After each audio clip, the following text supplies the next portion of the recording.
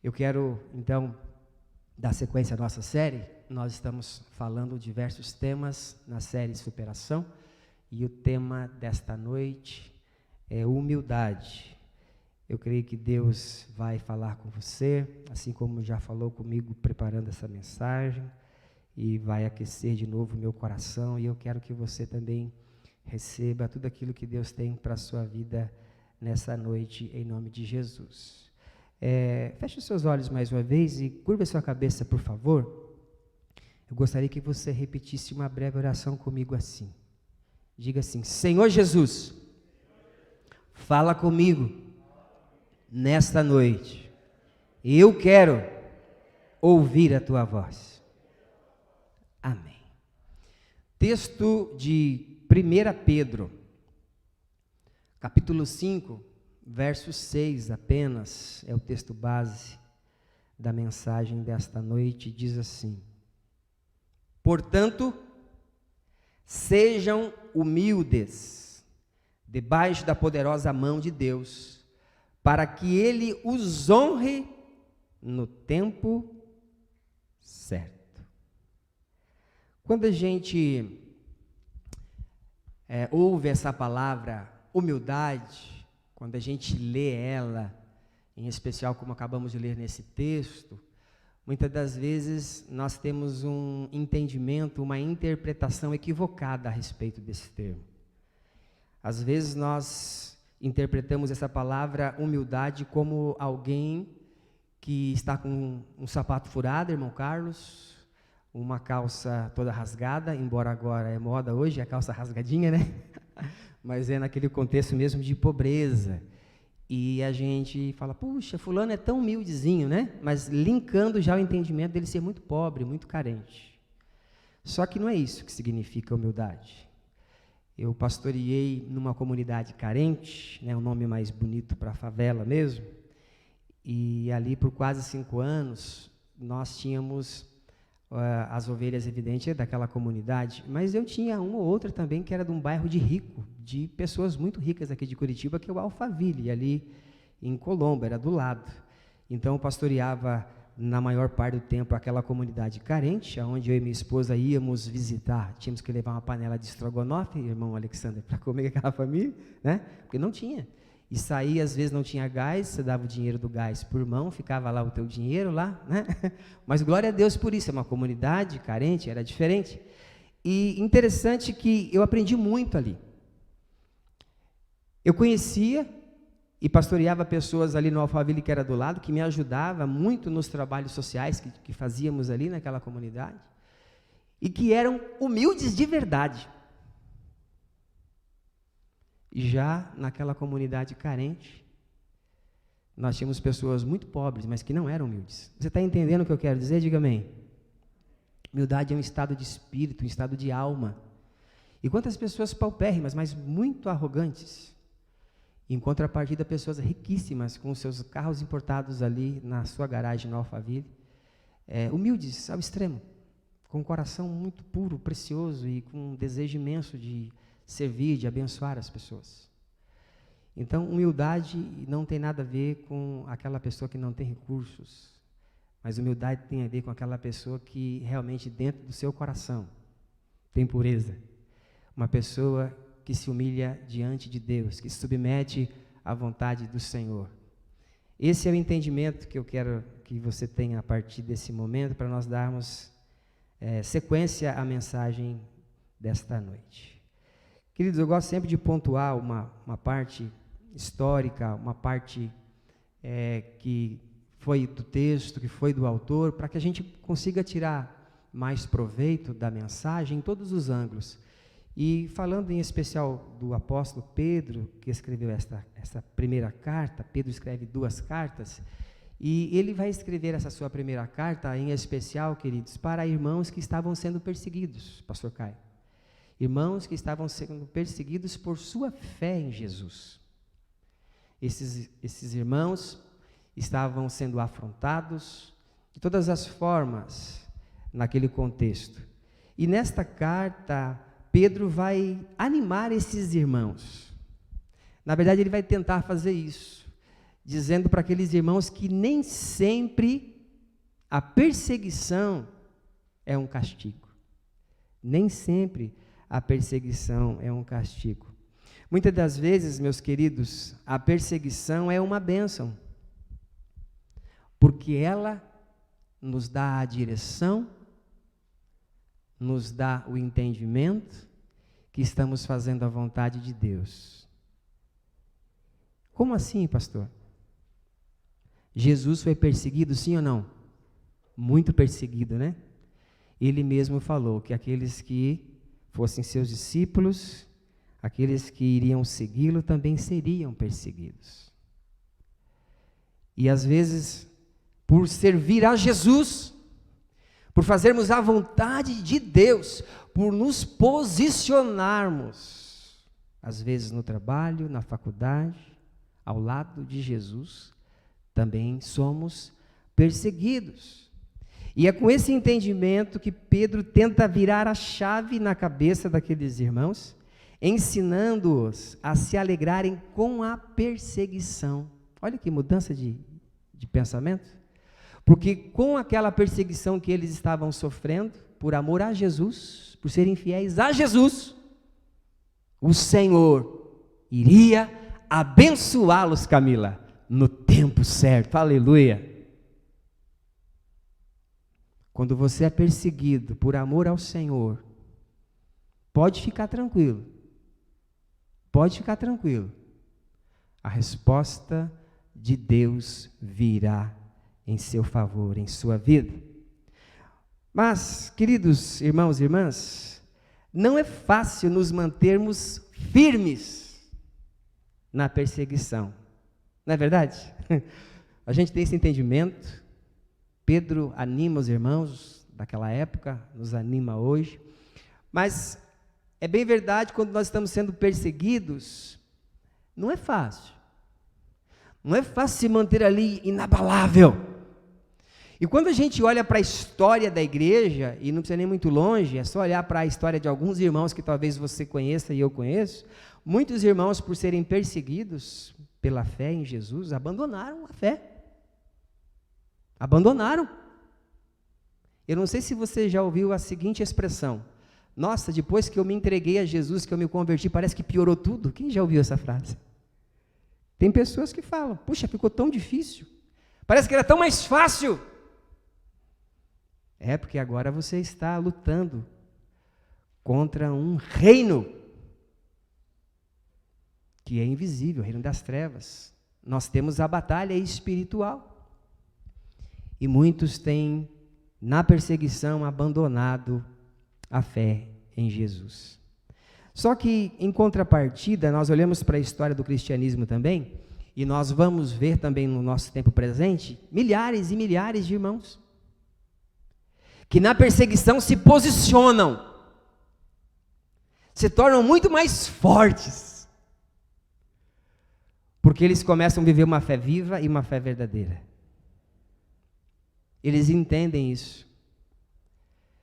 E eles começam a crescer de uma forma tremenda, em especial espiritualmente.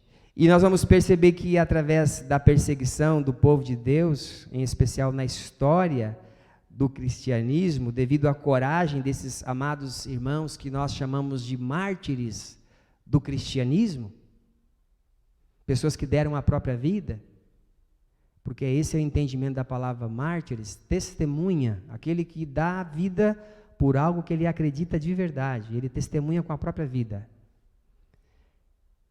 É pelo exemplo desses, que na perseguição foram fiéis, que não se dobraram, que permaneceram de pé, servindo ao Senhor. É pelo testemunho deles, Igor, que nós estamos aqui nessa noite. Aleluia mesmo, irmão Hélio. O preço para você estar sentado aí, irmão Marcelo, irmã Gigliane, o preço para eu estar aqui hoje, pregando, custou a vida dos nossos queridos lá no começo de tudo. E a fé tão viva, tão verdadeira deles nos contagia até hoje. E nos faz seguir em frente, mesmo quando as situações estão complicadas, porque nós nos inspiramos neles.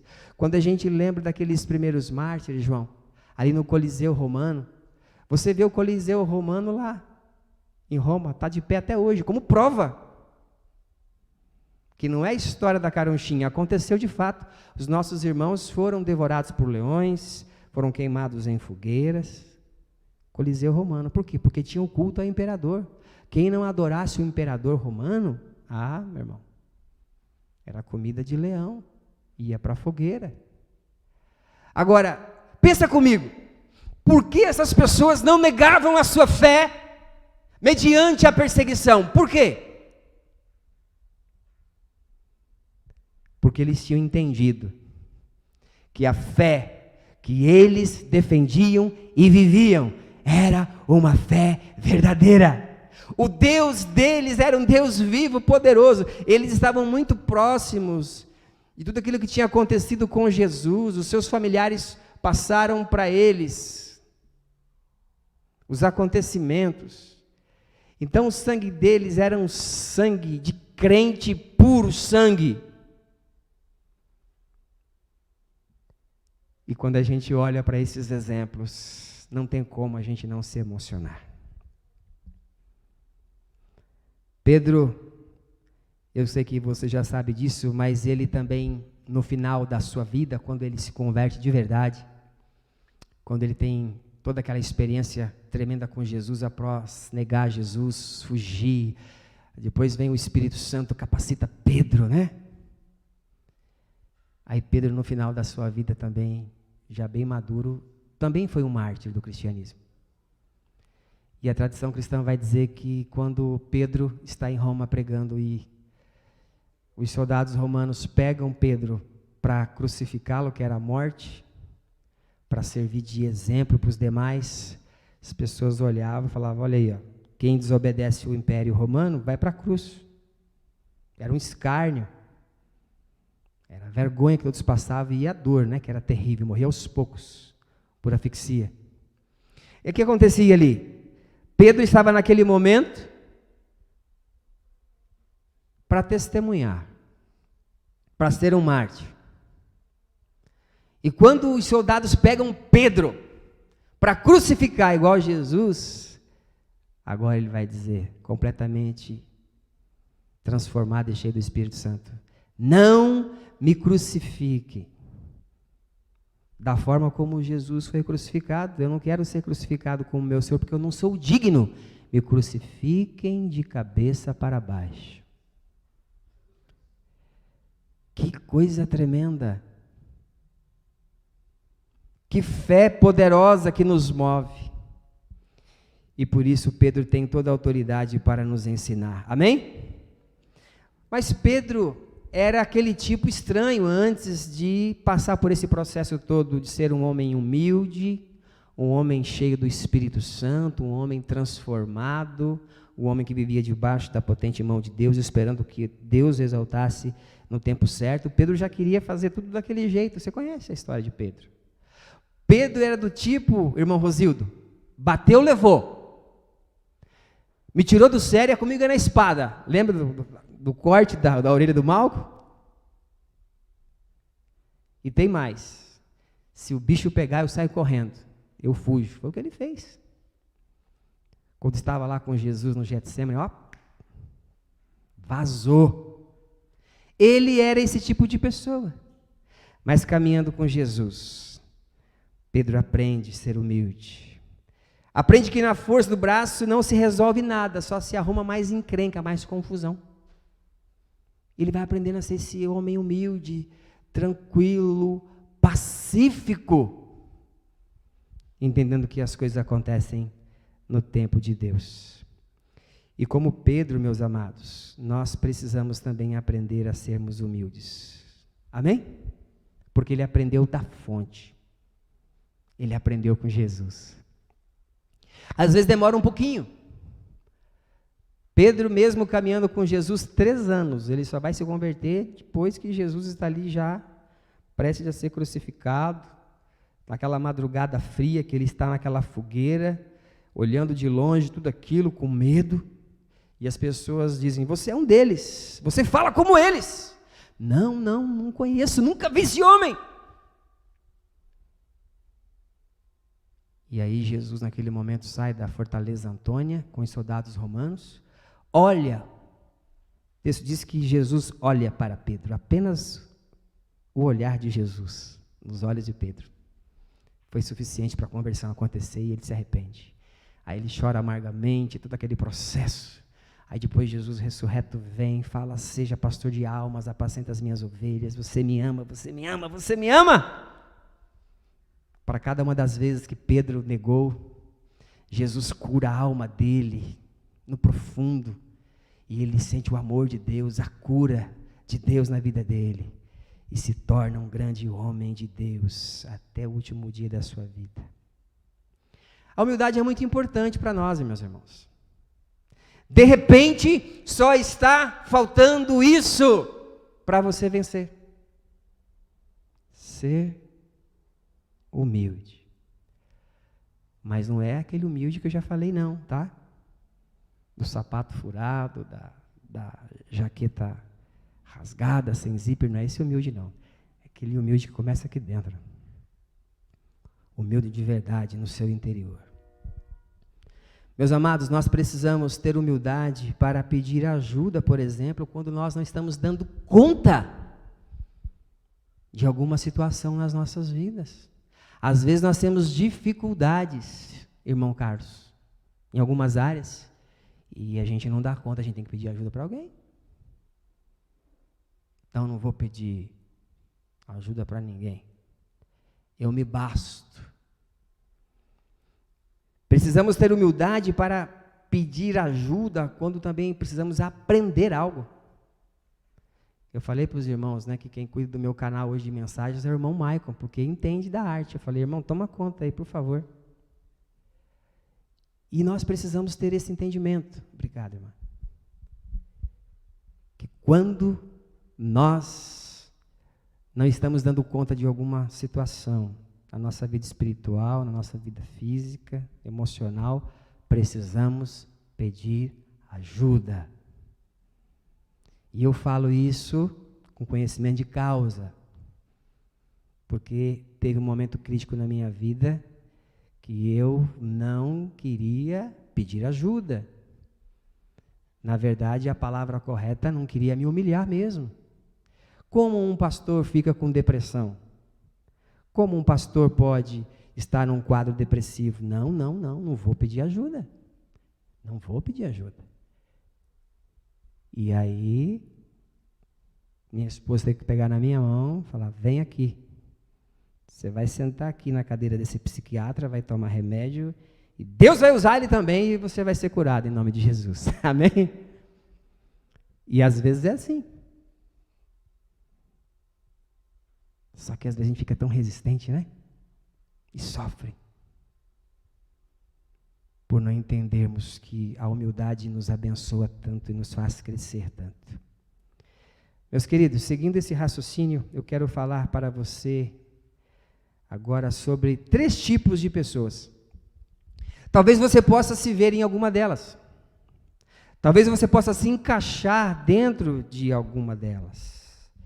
E de repente você pode estar preocupado aí já, mas eu quero tranquilizar você, dizendo que se você tiver humildade para reconhecer quem você é nesta noite, Deus poderá mudar a sua vida hoje e te abençoar, te fazer crescer.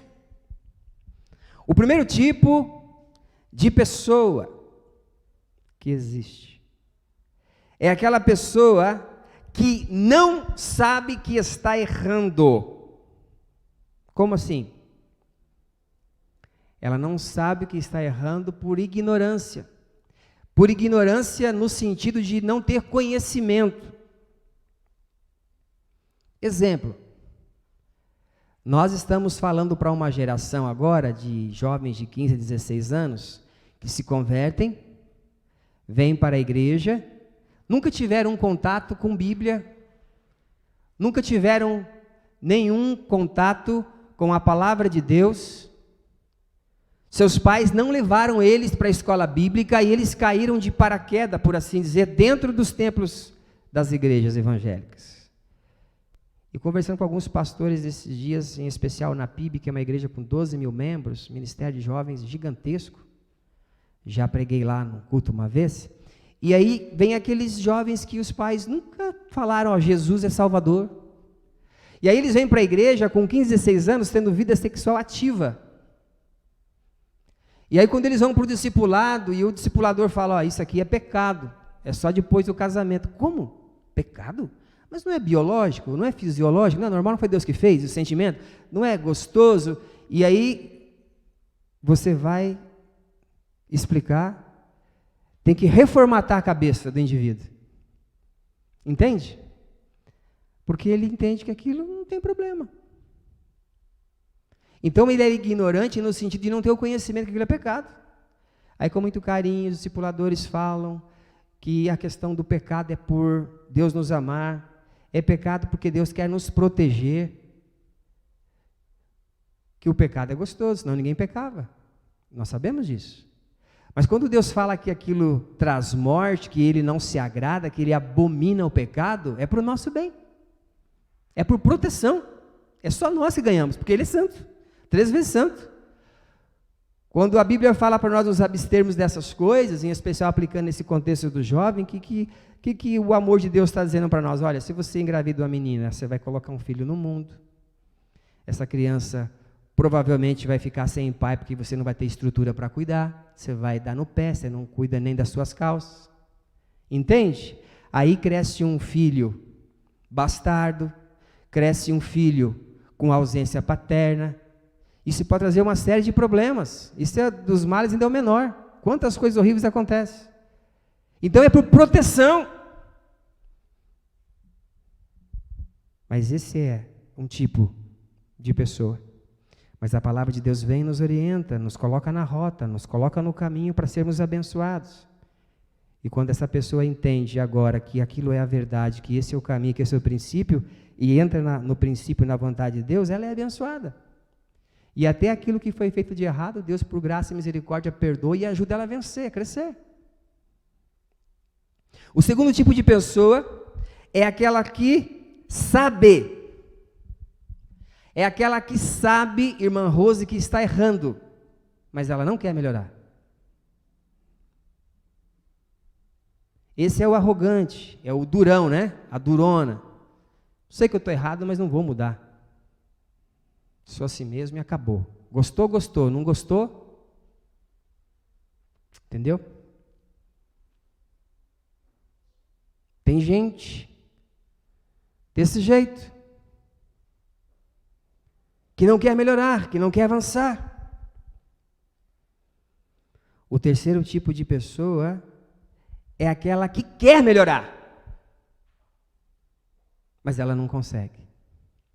Ela não consegue porque em alguns casos em especial são pessoas que estão aprisionadas por Satanás, são vítimas, estão em calabouços espirituais, estão sem forças e não conseguem sozinhas. Elas tentam, elas fazem de tudo. E às vezes nós atendemos pessoas assim, pastor, mas eu já fiz de tudo, não consigo largar esse vício.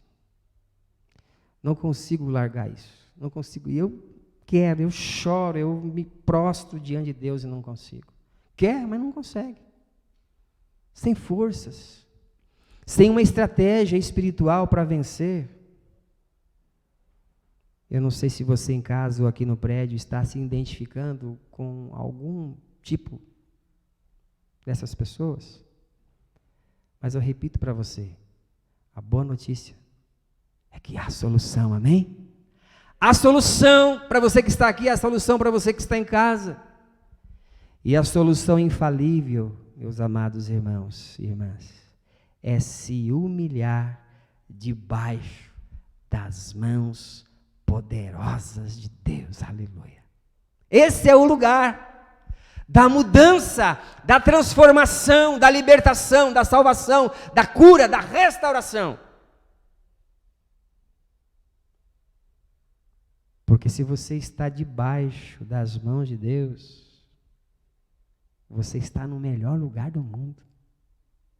Porque é debaixo das mãos de Deus que você é abençoado. É das mãos de Deus que vem a intervenção sobre você.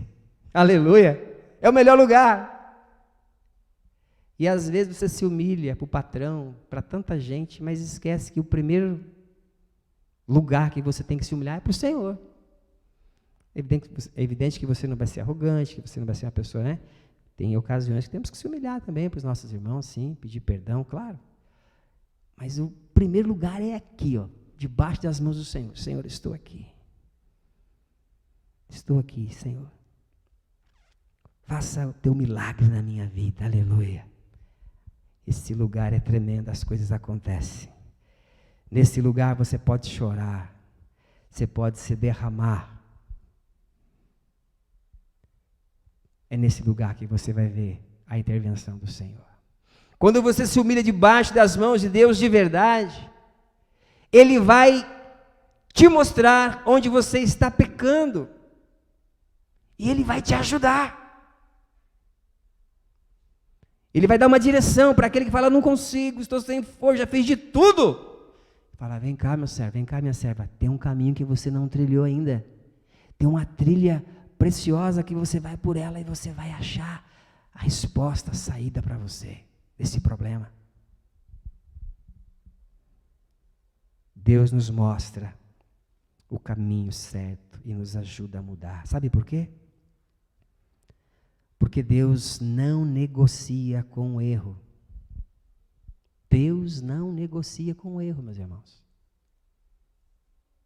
E quando eu e você identificamos os nossos erros com a ajuda de Deus, nós já estamos mudando, já estamos no processo da mudança. Quando a gente consegue identificar, é aqui, Senhor, eu tenho que fazer dessa forma. Sim, meu servo, sim, minha serva.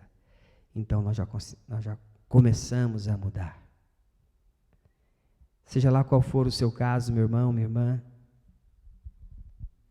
eu quero dizer para você que existe uma estratégia infalível, uma estratégia espiritual que é infalível para você vencer, seja qual for o seu caso, seja qual categoria você se encaixe nessa noite de pessoa.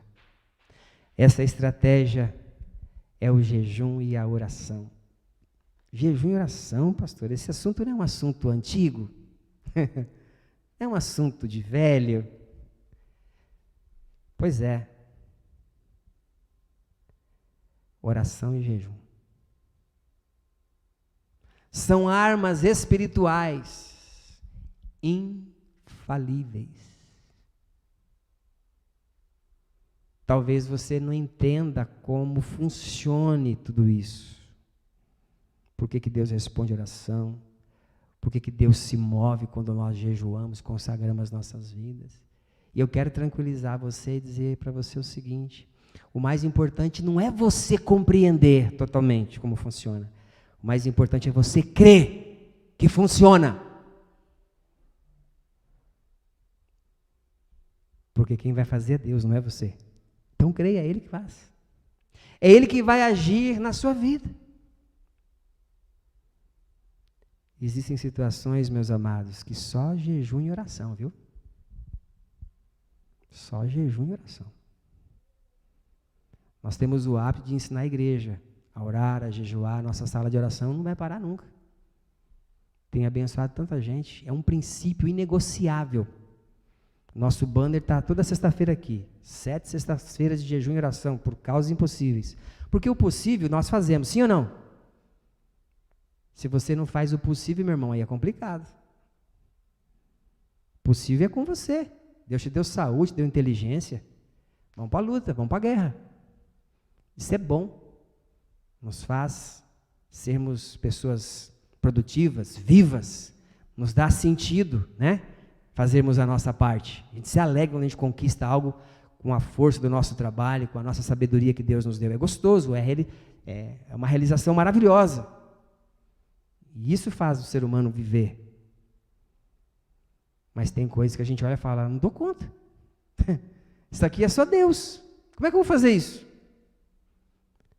Aí Deus nos ensina que através do jejum e oração, essas coisas podem acontecer nas nossas vidas.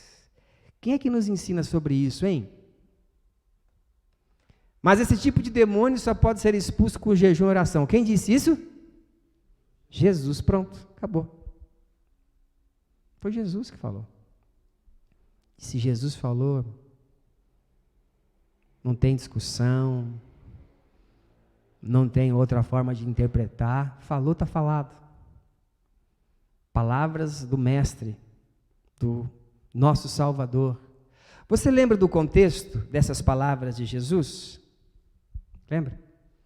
Pai de família pede para os discípulos de Jesus curar o filho dele que era epilético. E era um espírito maligno que fazia ele cair, se machucar. E aí o homem fala para Jesus: Senhor, mestre, eu trouxe o meu filho para os discípulos, mas eles não puderam curar o meu filho. Ele cai no fogo, cai na água, está tudo quebrado, tudo arrebentado, sofrimento terrível. Jesus olha para aquela situação, chama os discípulos de homens de pequena fé, né? Foi mais duro, né? Geração má, até quando estarei convosco? Jesus também dá uma puxada nos discípulos, né? Vocês não têm fé? Aí explica sobre a fé, só que daí no final ele conclui: mas esse tipo de demônio só pode ser expulso com jejum e oração.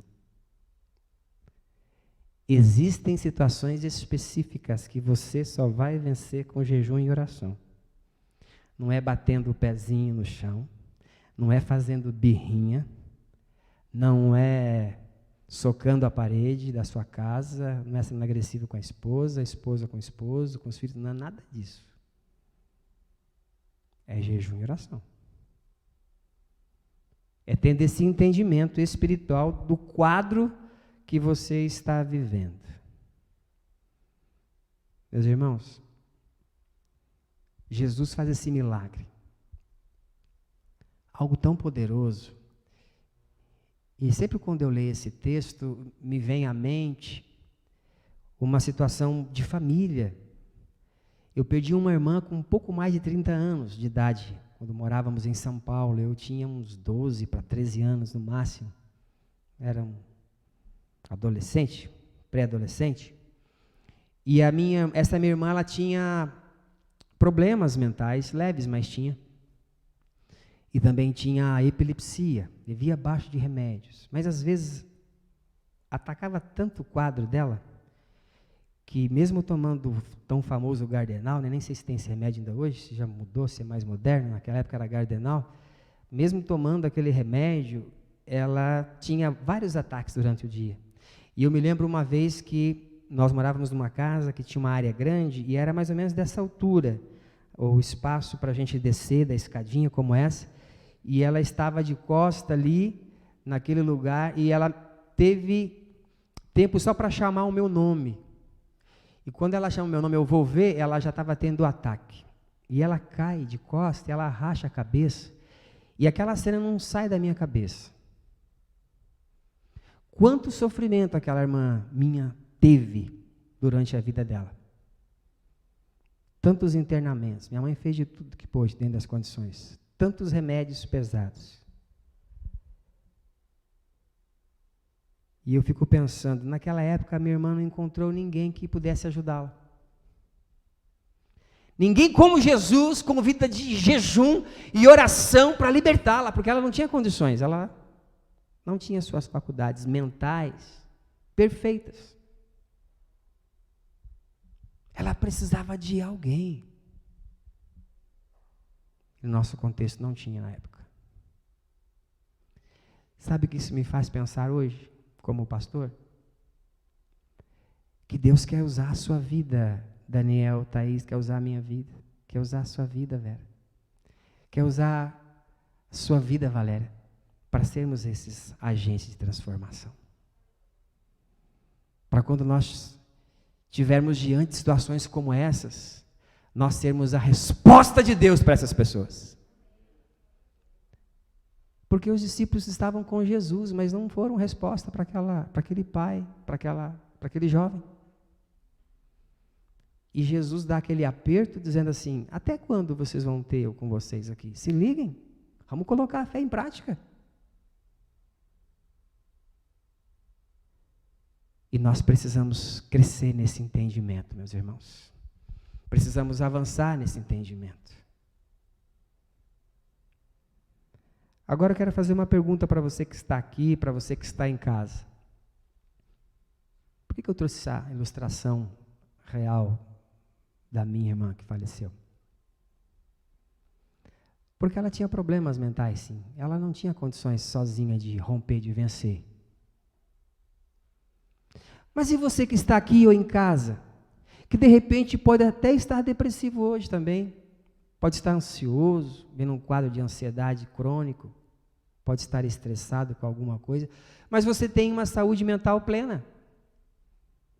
Você tem entendimento das coisas. Você sabe quem você é. A pergunta é: o que te prende para você sair desse estado de angústia, de dor, de melancolia constante? O que te prende? O que te aprisiona para você não ser livre nesta noite? Pergunte aí para você mesmo. O que me prende para mim não viver uma vida plena em Jesus? O que está me travando para eu sair desse estado e viver aquilo que Jesus tem para mim? Eu não estou querendo ser insensível à sua dor, à sua situação. Talvez você em casa também pode estar sofrendo clinicamente mesmo de ansiedade, depressão. E isso é uma doença, tem que ser tratado. Mas o que te prende além disso? Para você romper e dizer em nome de Jesus, a partir dessa noite, a minha vida vai ser diferente. O que te prende? Talvez seja o seu pecado de estimação que te prende, por isso você não avança. E você fica preso.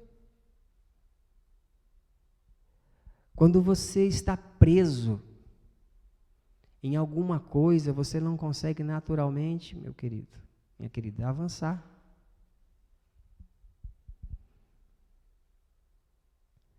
Se você não largar aquilo que te prende, você não vai prosperar em nenhum nível da sua vida, seja físico, seja espiritual, emocional, seja financeiro.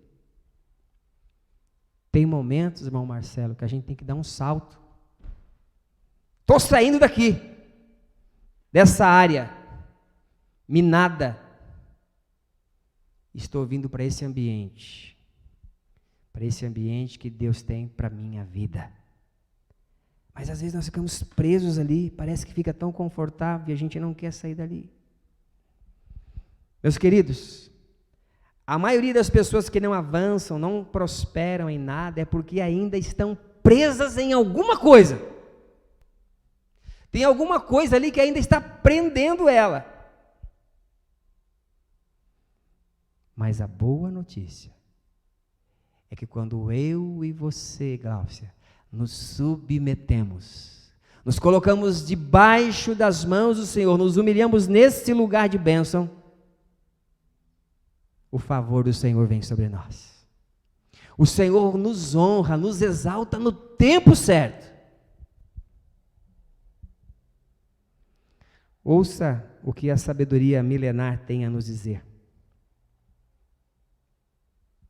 Quem tenta esconder os seus pecados não terá sucesso na vida.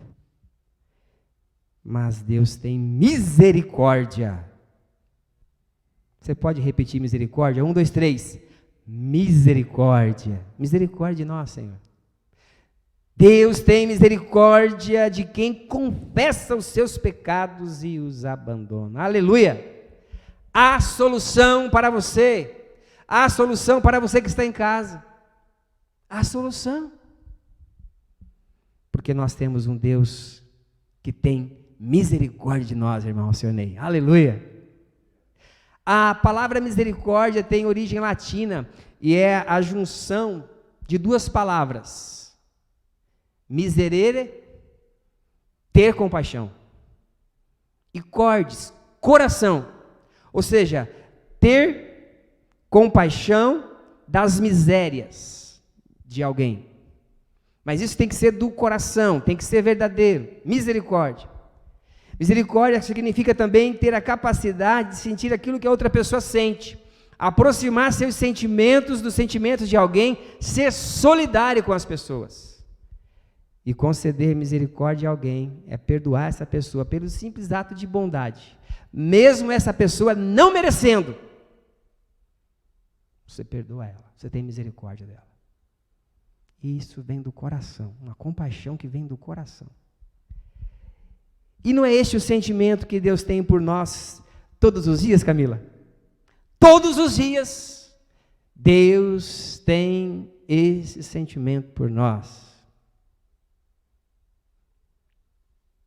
O que está escrito em Lamentações 3, 22, 23. Conhecido esse texto? As misericórdias do Senhor são a causa de não sermos consumidos. Que forte isso. Porque as suas misericórdias não têm fim, renovam-se cada manhã, grande é a tua fidelidade. Aleluia! Você tem um Deus fiel, poderoso, amoroso, que tem misericórdia de você. E a misericórdia dele é tão tremenda que ela se renova diariamente, todas as manhãs. Para cada dia, Alexandre, você tem misericórdia de Deus sobre a sua vida. Aleluia! Glória a Deus, ela se renova. Ou seja, meus queridos, Deus no seu infinito amor, reconhece as nossas misérias, Ele sabe quem nós somos. E com o coração dele, de Pai amoroso, nos socorre. Quando nós precisamos dele, irmã Vera, sem lançar em rosto. Aleluia! Que Deus maravilhoso você tem e eu tenho, amém? Um Deus misericordioso, que não lança no rosto, mas te pega pela mão e te levanta, te ajuda. Queridos irmãos e irmãs, entendam uma coisa nessa noite. Um erro na vida não é uma vida de erros. Em outras palavras, não é só porque você errou em algum momento da sua vida que você vai ficar agora travado, aprisionado no seu cárcere mental, nas suas memórias, e você vai ficar preso ali. E ali você fica estagnado e não consegue sair, não consegue se movimentar, achando que não tem mais solução para você. Tem sim. As misericórdias do Senhor se renovam todas as manhãs sobre as nossas vidas. Aleluia.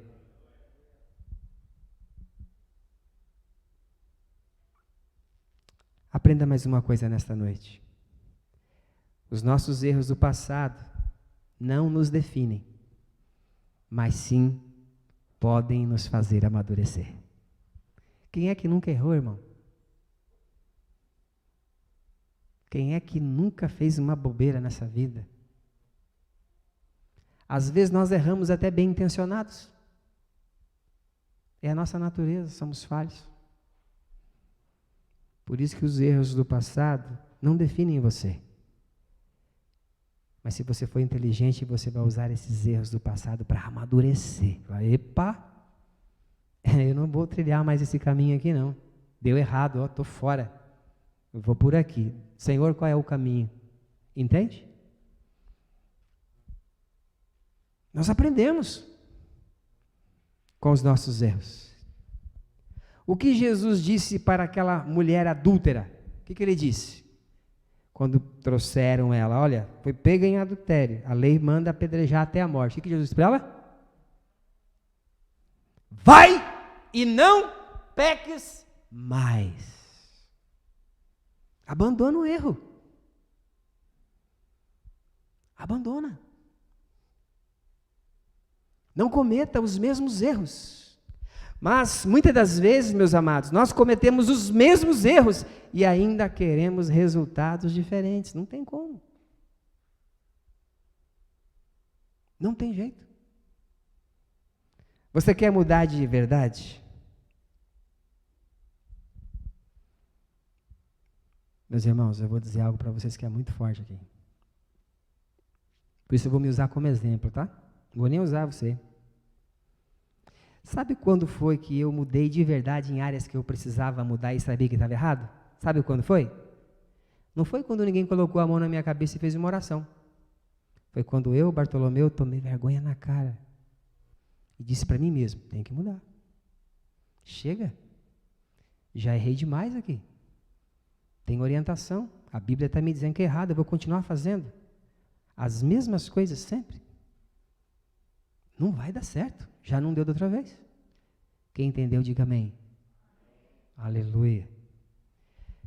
Enquanto não entendermos isso, meus amados, vamos ficar procrastinando, deixando sempre para depois. E sabe, quem procrastina, meus queridos, morre no erro e não muda. Isso é uma verdade. Amanhã, Jesus volta e você está, Senhor, volta amanhã, não tem mais jeito, estou voltando agora, acabou o seu tempo.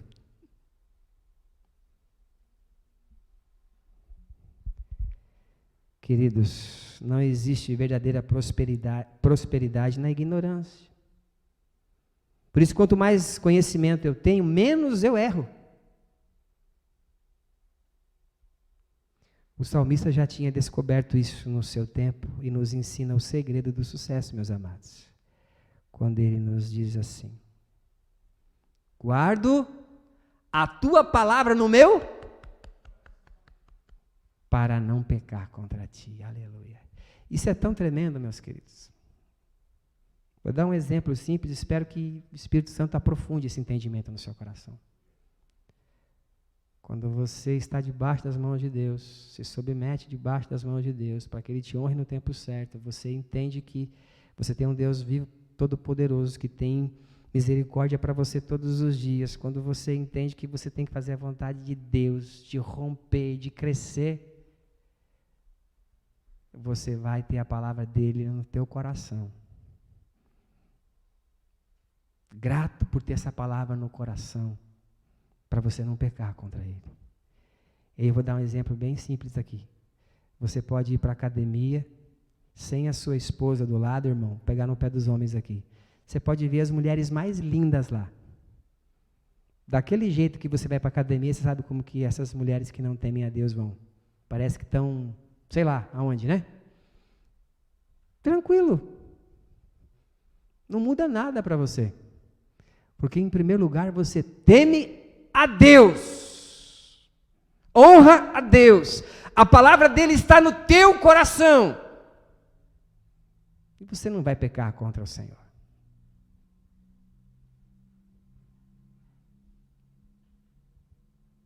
Quando a gente tem a palavra de Deus no nosso coração, meus queridos, a gente vive essa verdade. E guardar a palavra de Deus no nosso coração para não pecar contra Deus é ser humilde o suficiente para conhecer que a palavra de Deus, reconhecer o melhor que a palavra de Deus sempre tem razão. Ponto final. A palavra de Deus sempre tem razão, irmãos. É a palavra de Deus, não é a palavra do Bartolomeu, é a palavra de Deus. Está escrito, é só obedecer. O que a palavra diz? É melhor obedecer do que sacrificar.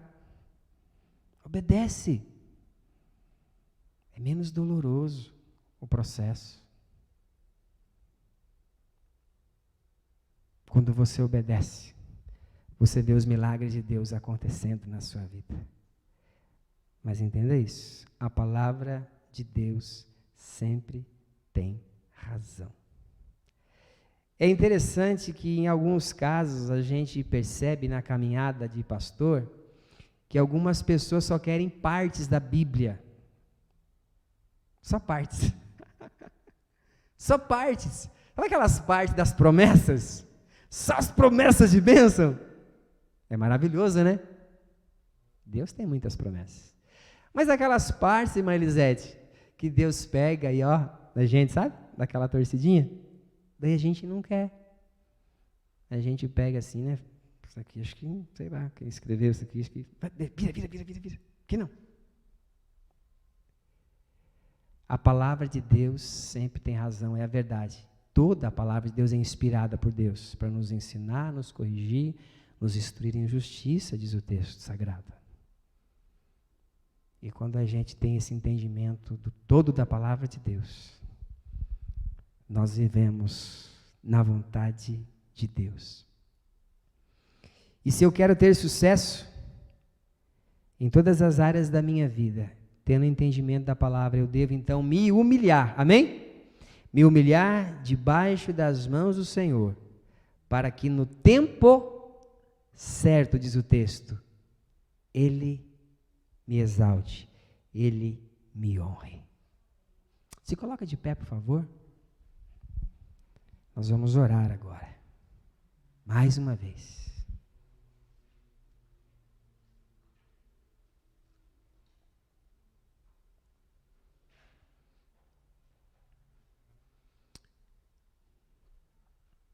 Quando a gente medita numa mensagem como esta, me vem na mente que para termos os resultados diferentes do que nós estamos tendo hoje, nós precisamos então mudar a nossa mente, temos que ter uma nova mentalidade. Todo ser humano tem um sistema de crenças definido já na sua cabeça. É um contexto histórico, é cultural, é familiar. Ele vai construindo os seus sistemas de crenças. E às vezes você fala para ele assim, olha, a palavra de Deus diz assim, mas ele foi ensinado de uma forma diferente. E enquanto o Espírito Santo não entra na vida dele, não muda, ele está com aquela cabeça quadrada ainda, do jeito dele. Não, tem que ser assim. Se não for assim, eu não quero. Então nessa noite, eu quero desafiar você, pela palavra de Deus, a se humilhar debaixo das mãos poderosas do Senhor. E dizer, Senhor, que não seja agora o que eu penso, o que eu acho, mas que seja aquilo que o Senhor pensa, aquilo que o Senhor quer para a minha vida. Eu vou confiar no Senhor. Muda a minha mente, muda a minha cabeça, Senhor. Irmão, irmã, se você tiver coragem de fazer essa oração, você vai ver Deus revelando coisas tremendas para você no seu dia a dia. E você vai ser tremendamente abençoado. Quero que você agora feche os seus olhos, por favor. Que você pegue uma das suas mãos e coloque sobre o seu coração. É no coração que nós guardamos a palavra para não pecar contra o Senhor. É no coração que a palavra de Deus vai frutificar. Por isso eu quero orar com você agora aqui, você que está na sua casa. Quero orar para que Deus te dê uma nova mente, uma nova mentalidade. E que essa mentalidade seja uma mentalidade de humildade. Não no exterior, não no quesito financeiro, mas uma mentalidade de alma, de espírito, uma mentalidade de humildade plena em Jesus, para que você se submeta à vontade de Deus para a sua vida, para entender o que Ele tem para você, ouvir a voz dEle, caminhar como Ele quer. Se você tem áreas da sua vida que precisam ser transformadas pelo amor de Deus, eu quero que você agora aí no seu lugar fale com Deus. E se você vem fazendo sempre do mesmo jeito, pensando sempre do mesmo jeito, sempre dando errado, alguma coisa está errada. Será que não chegou a hora de você falar, Senhor, muda a minha mente? Como eu devo fazer isso? Me ajuda, Senhor. Eu quero pensar diferente. Eu preciso de resultados diferentes, Senhor. Me ajuda, Deus. Eu me humilho. Eu me coloco debaixo das tuas mãos de poder, de graça, de misericórdia, Senhor. Porque eu quero ver o Senhor agindo na minha vida, na minha casa, os meus negócios, os meus bens, Age, Senhor, eu preciso que o Senhor haja na minha vida. Fale com Deus agora. Você que está em casa, faça a mesma oração, pedindo para Jesus transformar a sua forma de pensar. Que você tenha humildade para reconhecer que Deus sempre tem razão e sabe o que é melhor para você. Oremos. Pai, estamos aqui como igreja, nos humilhando diante da Tua presença. Reconhecemos quão pequenos somos, limitados, frágeis, carentes da Tua graça. Senhor, muda a nossa mentalidade. Senhor, nos dá uma mente segundo o Seu coração, uma mente que possa ser aguçada nos propósitos do Senhor.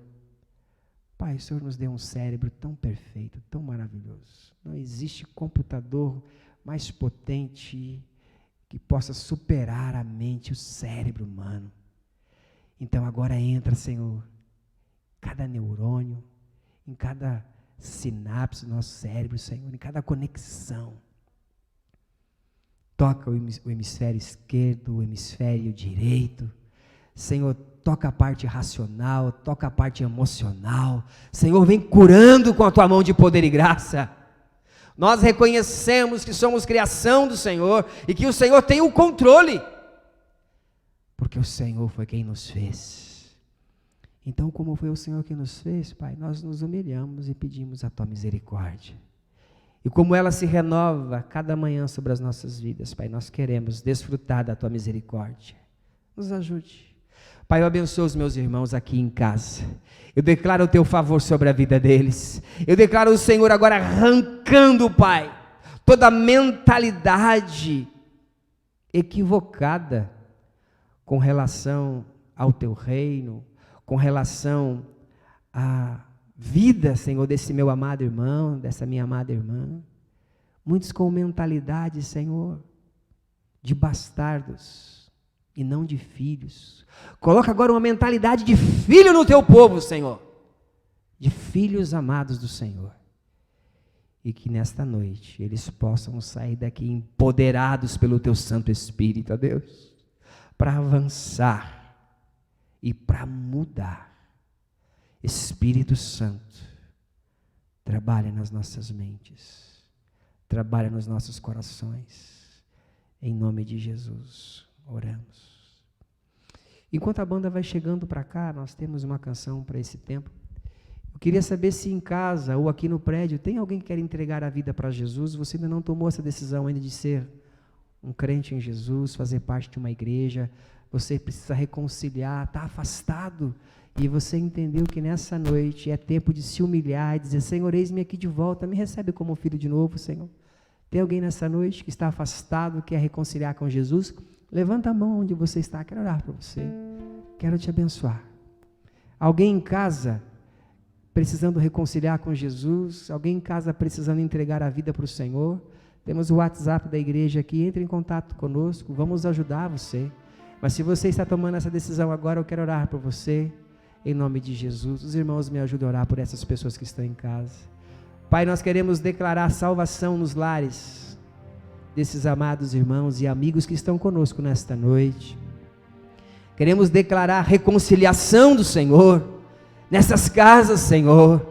Toca agora essas vidas e que elas possam se submeter debaixo das Tuas mãos. Ouvir a Tua voz, fazer a Tua vontade, obedecer ao Senhor, Pai. Ter uma nova mentalidade a partir desta noite e desfrutarem de uma vida plena e abundante no Senhor, uma vida abundante de dentro para fora, e que apesar das circunstâncias possam viver na paz do Senhor, na alegria do Senhor, porque a alegria do Senhor é a nossa força, é que nos faz caminhar. Nós precisamos da Tua alegria, Pai. E nós transmitimos essa alegria para os nossos amados que estão entregando as suas vidas ao Senhor em seus lares e reconciliando contigo agora, Pai. Abençoamos, abençoamos, em nome de Jesus. Amém.